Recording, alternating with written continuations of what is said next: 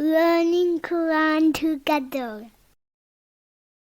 बिस्मिल्लाह अल्हम्दुलिल्लाह वस्सलातु वस्सलामु अला रसूलिल्लाह। सूरह अल-अनआम आयत 69। वमा अलल्लज़ीना, और उन लोगों के ज़िम्मे नहीं, यत्तकूना, जो तकवा करते हैं, मिन हिसाबिहिम, उनके हिसाब में से, मिन शैइन, कोई चीज़। इब्न अब्बास रज़ी अल्लाह तआला अन्हु फरमाते हैं कि जब मुशरिकीन के साथ बैठने से मना किया गया तो मुसलमानों ने आप सल्लल्लाहु अलैहि वसल्लम की खिदमत में अर्ज़ किया, इस कता ताल्लुक़ की सूरत में हम ना तो मस्जिद में जा सकते हैं और ना तवाफ़ कर सकते हैं। उस वक़्त ये आयत नाजिल हुई कि ये उनके साथ बैठ सकते हो मगर इस शर्त के साथ कि शायद वो इस किस्म की बातों से बाज आ जाएं। यानी जो तकवा करने वाले हैं उनके ज़िम्मा हिसाब नहीं, पूछ नहीं है बेकार काम करने वालों की। इस्लामी निज़ाम में मुत्तकीन और मुशरिकीन में कोई मुश्तरका ज़िम्मेदारी नहीं है क्योंकि दोनों अलग अलग उम्मतें हैं। वलकिन ज़िक्रा, लेकिन याद दहानी है, लअल्लहुम यत्तकून, ताकि वो बच जाएं। यानी कि नसीहत कर सकते हैं ताकि वो भी तकवा इख्तियार करें। इस आयत में दलील है कि नसीहत करने वाला ऐसा तरीका इख्तियार करे जो तकवा के हसूल में मददगार हो।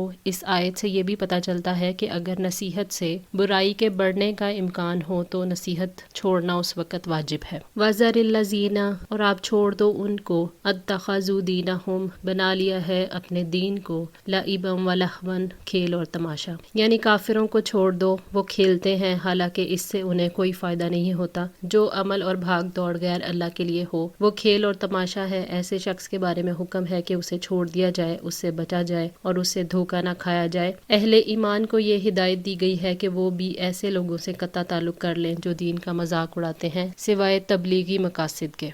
वगर्रतहुम, और धोखे में डाल दिया उन्हें, अलहयातुद दुनिया, दुनिया की ज़िंदगी ने। वो लोग जिनको दुनिया की ज़िंदगी ने धोखे में डाल दिया है वो समझते हैं कि वो हक़ पर हैं, साहिब दीन और साहिब तकवा हैं, और हालत ये है कि उसने दीन को खेल तमाशा बना रखा है और उसका दिल अल्लाह ताला की मारिफत से खाली है। ये दुनिया की ज़िंदगी का धोखा है कि इंसान खुद को मुत्तकी समझता रहे और अमलन वो दुनिया में डूबा रहे। वज़क्किर बिही, और नसीहत कीजिए इसके साथ, अनतुबसला, के ना हलाक किया जाए, नफ्सुन, कोई नफ्स, बिमा का सबत, बवजह उसके जो उसने कमाई की। नबी सल्लल्लाहु अलैहि वसल्लम को मजाक उड़ाने वालों से कता ताल्लुकी के साथ तलकीन की गई कि उन्हें नज़रअंदाज करते हुए भी उन्हें याद दहानी करवाते रहे। उन्हें याद दिलाएं कि बुराइयां करने का वबाल खुद उनकी अपनी जान पर होगा। उन्हें अल्लाह ताला से मिलना है जिसके मुकाबले में फिर कोई मददगार नहीं होगा, ना कोई सिफारिशी होगा। और उन्हें कुरान के ज़रिए नसीहत करें जो कि अल्लाह ताला के बंदों के लिए नफ़ामंद है। लैसा लहा, नहीं है उसके लिए, मिन दूनिल्लाहि, अल्लाह ताला के सिवा,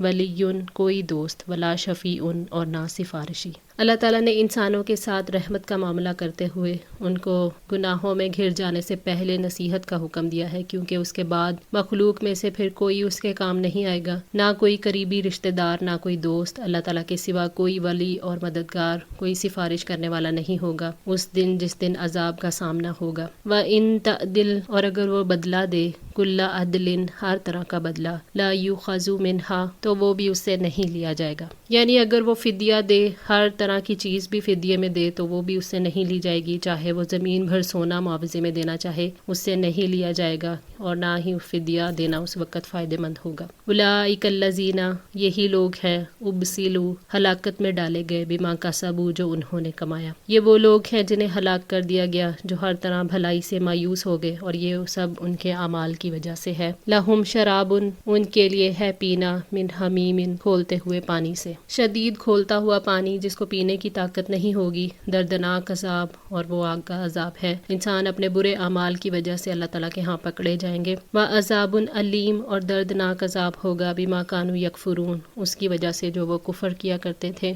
दर्दनाक अजाब इस बात की दलील होगी कि वो दीन का मजाक उड़ाते रहे हैं और कुफर करते रहे हैं। कुल अनदऊ, आप कह दें क्या हम पुकारे, मिन दूनिल्लाहि, अल्लाह ताला के सिवा, मा ला यनफऊना, उसको जो ना हमें नफ़ा दे सकते हैं, वला यदुर्रुना, और ना नुकसान। अल्लाह ताला ने अपने नबी सल्लल्लाहु अलैहि वसल्लम से कहा कि ए रसूल, अल्लाह ताला के सिवा दूसरे माबूदों को पुकारने वालों से आप कह दें कि हम इबादत करें उसकी जो ना हमें नफ़ा दे सकते हैं और ना नुकसान पहुंचा सकते हैं। इस दुनिया में अल्लाह ताला के सिवा दूसरों से मदद तलब करने की कोई हैसियत नहीं है क्योंकि एक अल्लाह के सिवा किसी और को ताकत हासिल नहीं है, उसके सिवा कोई और नफ़ा या नुकसान पहुंचाने की कुव्वत नहीं रखता। वनुरद्दू, और हम फेर दिए जाएंगे, آکابینا اپنی ایڑیوں پر، بعد اذ ہدان اللہ اس کے بعد کہ اللہ تعالیٰ نے ہمیں ہدایت دی، یعنی اللہ تعالیٰ کی طرف سے ہدایت سے نوازے جانے کے بعد کیا گمراہی کی طرف پلٹ جائیں، نعمتوں بھری جنتوں کے راستوں کو چھوڑ کر ان راستوں پر چل نکلیں جو عذاب علیم کی منزل تک پہنچاتے ہیں۔ کالذی استہوتہ الشیاطین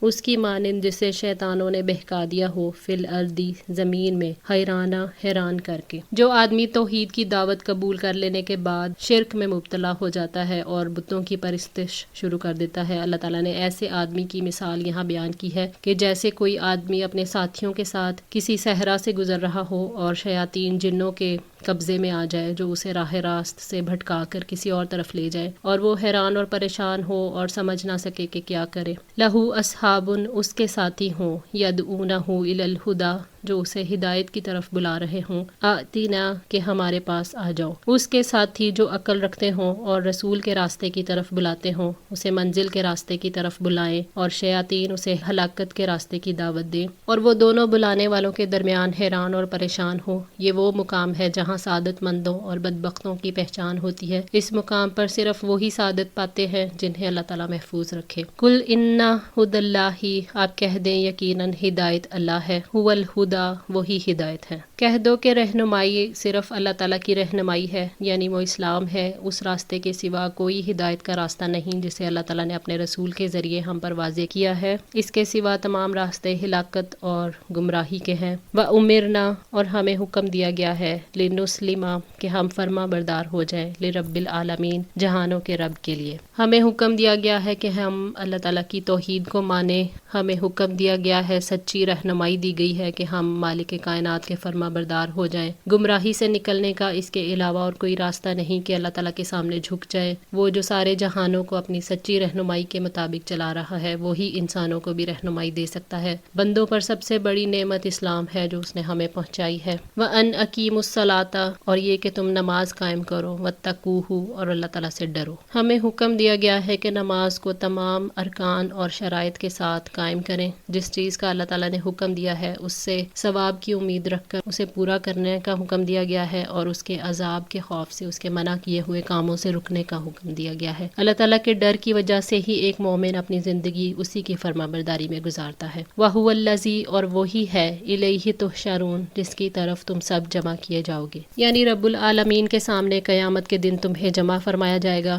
وہ تمہیں تمہارے اچھے برے اعمال کی جزا دے گا، جیسا کہ اللہ تعالیٰ نے فرمایا وَحَشَرْنَاهُمْ فَلَمْ نُغَادِرْ مِنْهُمْ أَحَدًا اور ہم ان سب کو جمع کریں گے چنانچہ ہم ان میں سے کسی کو نہیں چھوڑیں گے۔ سورہ کہف 47۔ انسان کو حشر کا تصور دے کر تیار کیا گیا ہے کہ وہ اللہ تعالیٰ کے آگے جھکے۔ انسانوں کو یاد دہانی کروائی گئی ہے کہ لوٹ کر اسی کے پاس جانا ہے، تو بہتر ہے کہ اس کے لیے ایسے اعمال ساتھ لے جائیں جس کی وجہ سے کامیابی ممکن ہو۔ وَهُوَ الَّذِی اور وہی ہے، خَلَقَ السَّمَاوَاتِ وَالْأَرْضَ بِالْحَقِّ جس نے آسمانوں اور زمین کو حق کے ساتھ پیدا کیا ہے، یعنی اللہ تعالیٰ نے اپنی حکمت سے آسمان اور زمین پیدا کیے۔ وہی ان کا خالق، مالک اور ان میں رہنے والوں کا منتظم ہے، جس نے زمین اور آسمان کو بے مقصد نہیں بنایا بلکہ ان دونوں کو اس لیے پیدا کیا کہ ان میں اسے یاد کیا جائے اور اس کا شکر ادا کیا جائے۔ ربنا ما خلقت ھذا باطلا سبحانک فقنا عذاب النار اے ہمارے رب، تو نے یہ سب کچھ بے مقصد نہیں بنایا، آپ پاک ہیں، سو ہمیں آگ کے عذاب سے بچا لیں۔ سورہ آل عمران 191۔ وما خلقنا السماء والارض وما بینہما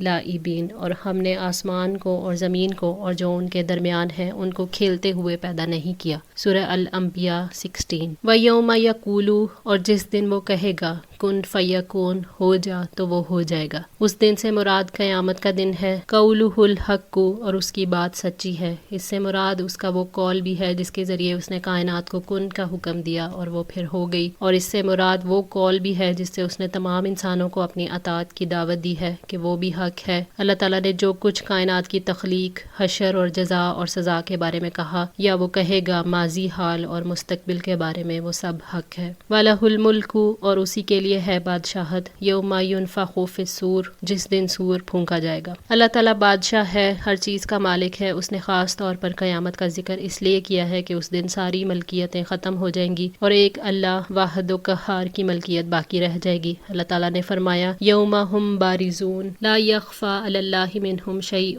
لمن الملک اليوم للہ الواحد القہار جس دن سب لوگ لوگ صاف ظاہر ہوں گے، اللہ تعالیٰ سے ان کی کوئی چیز پوشیدہ نہیں ہوگی۔ آج بادشاہت کس کے لیے ہے؟ اللہ تعالیٰ کے لیے ہے جو اکیلا ہے، بہت دبدبے والا ہے۔ سورہ المومن آیت 16۔ حضرت عبداللہ بن عمر رضی اللہ تعالیٰ عنہ بیان کرتے ہیں کہ نبی صلی اللہ علیہ وسلم نے فرمایا، قیامت کے دن اللہ تعالیٰ فرمائے گا، آج وہ لوگ کہاں ہیں جن کو دنیا میں اپنی اپنی حکومت اور بادشاہت کا دعویٰ تھا۔ صحیح مسلم 7051۔ وہ دن انتہائی افراتفری اور گھبراہٹ کا دن ہوگا، لوگ اپنی قبروں سے اٹھ کر آواز کی طرف بھاگیں گے۔ اس دن کی تفصیلی کیفیت ہمارے علم میں نہیں آ سکتی کیونکہ اس کا علم صرف اللہ تعالیٰ کے پاس ہے۔ حضرت ابو ہریرہ رضی اللہ تعالیٰ عنہ فرماتے ہیں، سور دوبارہ پھونکا جائے گا اور ان دونوں میں 40 کا فاصلہ ہوگا۔ لوگوں نے پوچھا 40 دن کا، کہنے لگے میں نہیں کہہ سکتا۔ پھر لوگوں نے پوچھا 40 برس کا، کہنے لگے میں نہیں کہہ سکتا۔ اس کے بعد ابو ہریرہ رضی اللہ تعالیٰ عنہ نے کہا، اللہ تعالیٰ آسمان سے بارش برسائے گا تو لوگ زمین سے اس طرح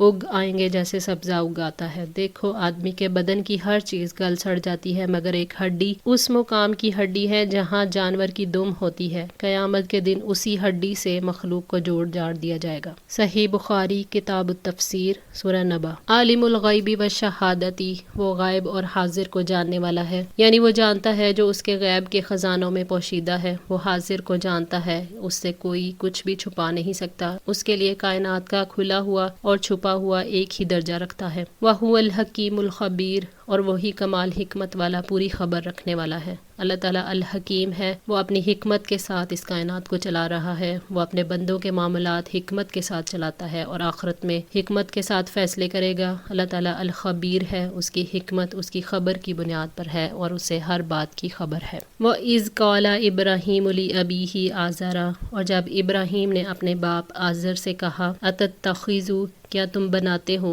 اسنامن، بتوں کو، آلہاتن، معبود۔ اللہ تعالیٰ نے ابراہیم علیہ السلام کی صفت دعوت بیان کی ہے کہ انہوں نے اپنے والد کو بت پرستی سے باز رہنے کی نصیحت کی اور کہا کہ کیا تم بتوں کو معبود بناتے ہو جو کسی قسم کا اختیار نہیں رکھتے، خود اپنی ذات کے بھی مالک نہیں، اپنی حرکت پر بھی اختیار نہیں رکھتے، نہ وہ نفع پہنچا سکتے ہیں اور نہ ہی نقصان۔ انی اراکا، بے شک میں دیکھتا ہوں تمہیں، و قومکا، اور تیری قوم کو، فی دلال مبین، کھلی گمراہی میں، یعنی میں دیکھتا ہوں کہ آپ نے بھی سیدھا راستہ گم کر دیا ہے اور آپ کے پیچھے چلے ہوئے لوگ بھی گمراہ ہیں اور نہیں جانتے کہ وہ کدھر جا رہے ہیں۔ صحیح حدیث میں ہے کہ ابراہیم علیہ السلام قیامت کے دن اپنے باپ سے ملاقات کریں گے اور وہ آپ سے کہے گا، بیٹا آج میں تمہاری نافرمانی نہیں کروں گا۔ ابراہیم علیہ السلام دعا مانگیں گے کہ اے رب، تو نے قیامت کے دن مجھے رسوا نہ کرنے کا وعدہ نہیں فرمایا تھا، اور اس سے بڑھ کر اور رسوائی کیا ہوگی کہ میرا باپ تیری رحمت سے بہت دور ہے۔ پھر کہا جائے گا کہ ابراہیم ذرا پیچھے تو دیکھو، وہ ایک بجو دیکھیں گے جو نجاست میں لتھڑا ہوا ہے، پھر اس کے پاؤں سے پکڑ کر اسے جہنم میں ڈال دیا جائے گا۔ ابن کثیر۔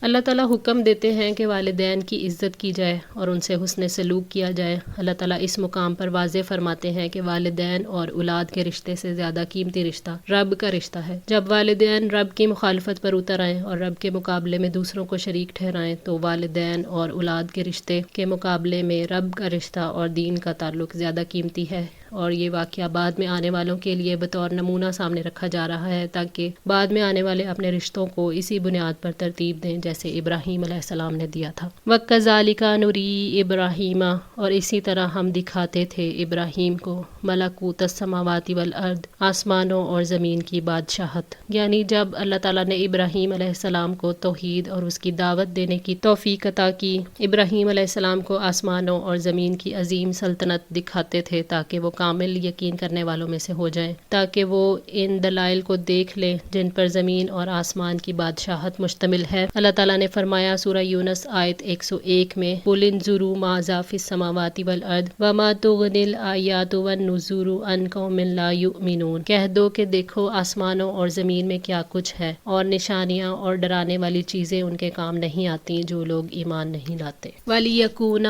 تاکہ وہ ہو جائے، مِنَ الْمُوقِنِین، یقین کرنے والوں میں سے۔ حضرت ابراہیم علیہ السلام اپنی فطرت کی صفائی، خلوص نیت اور حق کے راستے پر چلنے کی طلب کی وجہ سے اور باطل کے انکار کی وجہ سے اس کے مستحق ٹھہرے کہ اللہ تعالیٰ ان کو کائنات کے رازوں سے پردہ اٹھا کر دلائل عطا فرمائے۔ جو انسان اللہ تعالیٰ کے راستے میں کوشش کرتا ہے ایسے انسان کی اللہ تعالیٰ پھر رہنمائی کرتے ہیں، جیسے کہ فرمایا وَالَّذِينَ جَاهَدُوا فِينَا لَنَهْدِيَنَّهُمْ سُبُلَنَا، اور جنہوں نے ہماری خاطر پوری کوشش کی انہیں ہم ضرور اپنے راستے دکھائیں گے۔ سورہ عنکبوت 69۔ اللہ تعالیٰ ہم سب کی بھی تمام معاملات میں رہنمائی فرمائے، آمین۔ جزاکم اللہ خیر، والسلام علیکم ورحمۃ اللہ وبرکاتہ۔